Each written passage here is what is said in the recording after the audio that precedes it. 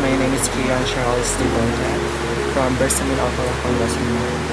I am third year BSIT, Block B. Building.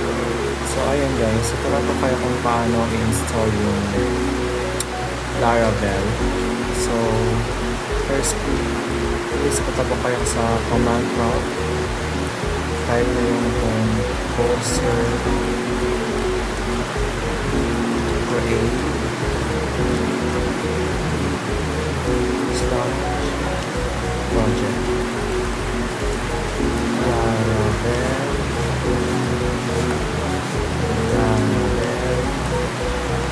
then kung ano gusto mong folder yung 0. Enter na natin and nag-create na siya ng project natin guys. Installing ng ating Laravel. So mahaba-haba itong installing natin while waiting. Mag-Facebook muna ako.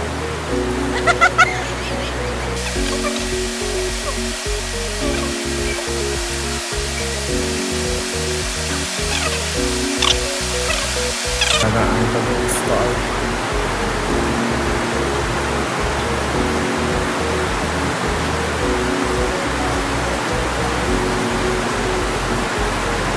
So, we're done sa pag-i-install. Then, punta po tayo sa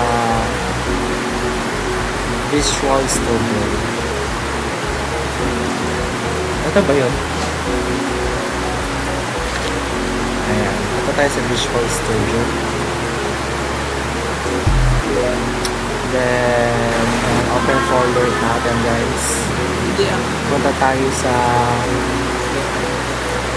ayan. Then, select folder natin guys. Once done na, then punta tayo sa controller page. Ayan. Hindi ka lang. Ayan. Tapos, punta tayo sa results. Then, web page. Ayan. And then, punta tayo sa terminal. Click the new terminal. Ayan. Wait lang natin siya guys. Ayan. Wait lang natin. Then, type natin yung PHP. Artisan server. Servo server. Server. Serve lang po. Ay, serve lang pala guys. Server. PHP. Artisan server. Ayan.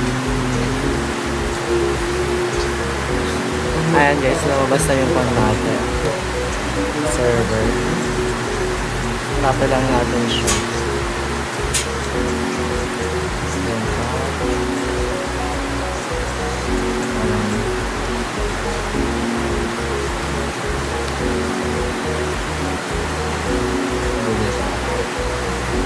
Here lang pala guys. Then paste natin yung copy natin.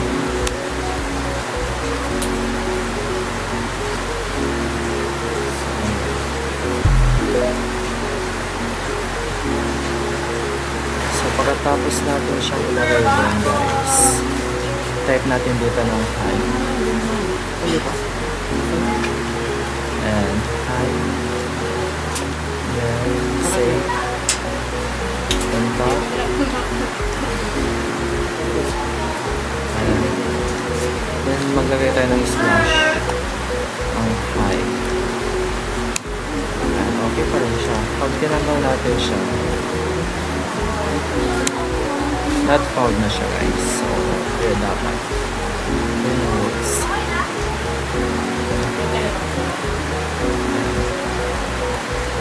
Tapos hi. Ayan. So next, tayo sa controller ulit guys. Then terminal. Yung terminal. PHP.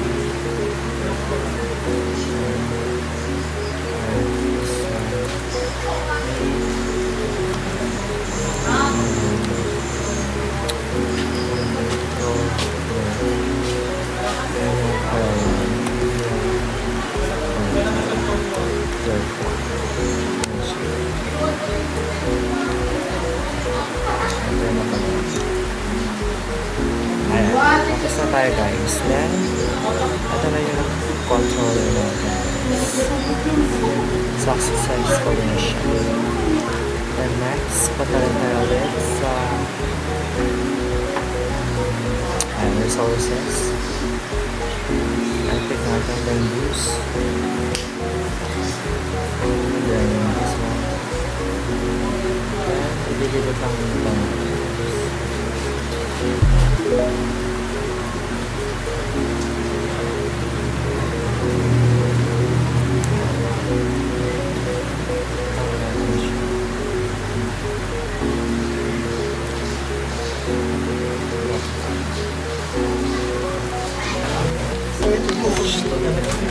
Ayan, 5. Here. Ayan, lagyan natin ng ricer. Wow. Pencil natin. Ay, paano ito makikita? Ayan na. Uy, ayan. Tingnan natin. So, wow. Meron tayo nakalimutan na tanggalin sa web page yung high. And tanggalin natin yung high. And save.